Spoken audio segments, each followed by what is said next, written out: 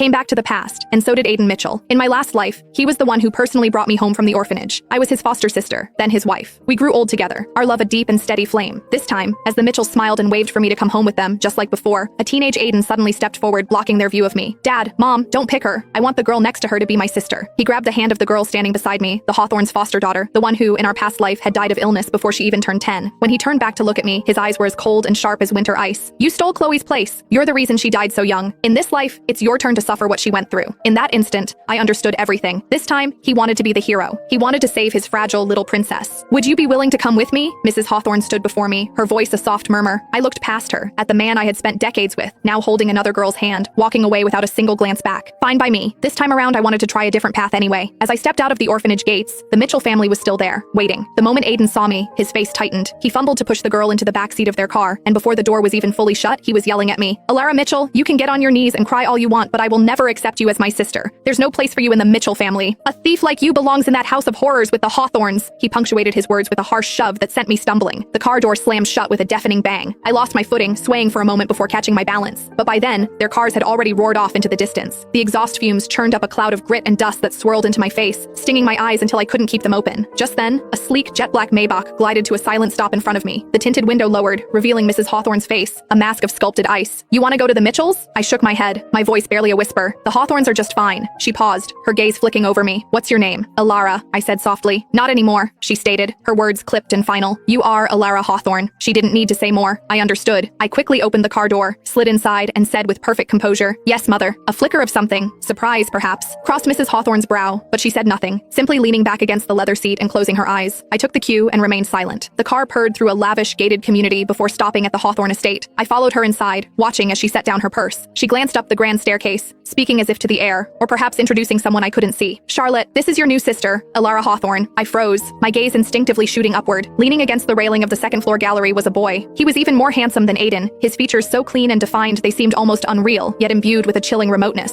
I had no idea how long he'd been standing there, watching in complete silence. My stomach dropped. So this was Charlotte Hawthorne? He was nothing like I remembered. In my past life, he'd been sent abroad shortly after I was taken in by the Mitchells. I didn't see him again for many years. By then, he was the head of the Hawthorne Empire, his face a roadmap of scars, his presence terrifying. He was ruthless in business and frightening in appearance. Behind his back, the elite circles called him the Hawthorne Reaper. I forced a smile and called out softly, hello, brother, but it was as if he hadn't heard me. He remained motionless, his eyes as cold and empty as still water. Don't mind him, Mrs. Hawthorne said flatly. He's always been like that, prefers his own company. With that, she summoned